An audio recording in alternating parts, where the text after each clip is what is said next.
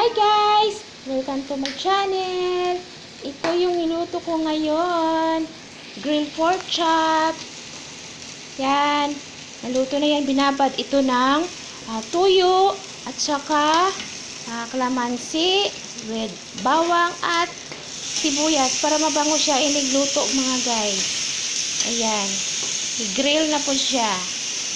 Tapos, nagsinangag po tayo ng kanin. Hindi ko na pinakita kung paano, pero sasabihin ko lang kung paano ang hinalo ko yung mga ingredients dito. Igisa lang sa bawang, sibuyas, at mayroong bacon, at mayroong ginagad na carrots. Tapos may kinchay siya. Hinalo ko ng kinchay.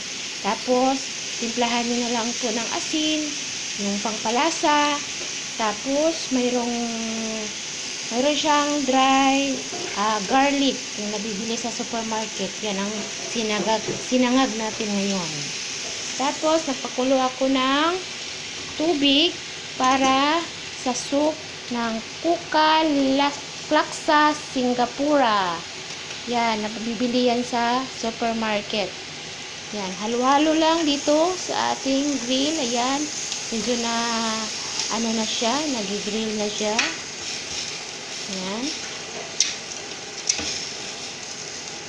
Yan. Yan. Mayroon po tayong kasama fish, bangos. Yan, boneless na bangos.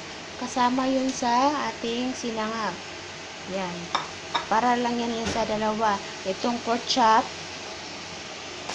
kasi allergic yan sa mga seafood o sa isda. Yan.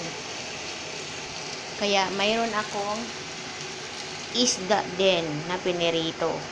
Yan. Na boneless.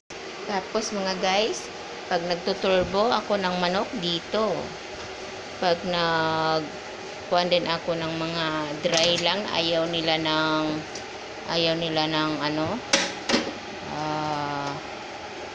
ng mantika, dito siya iluto para wala yung mantika. Ayan, ayan. Tapos lutuan na nila ng bread.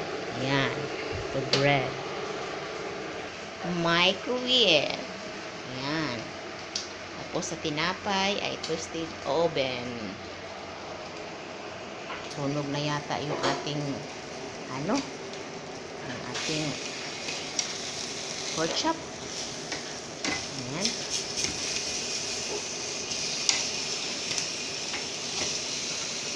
Ayan.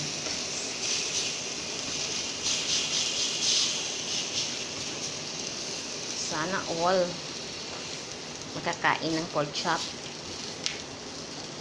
So, ang high blood po natin nito ay naku, mga bata-bata pa. Kaya nga, gini-grill lang siya para walang mantika masyado. Mga guys. Ayan, masarap po yung sinangag natin. Taparisan po natin ng tuyo ang sinangag. Masarap. Ayan. Takam-takam.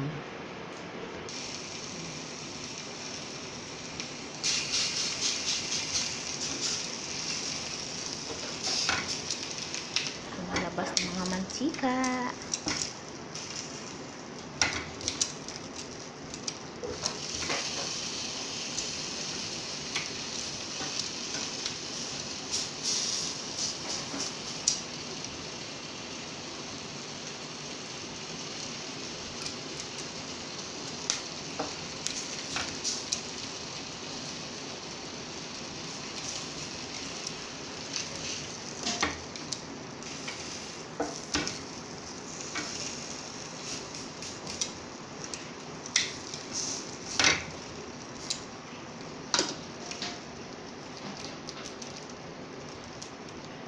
Okay mga guys, thank you for watching.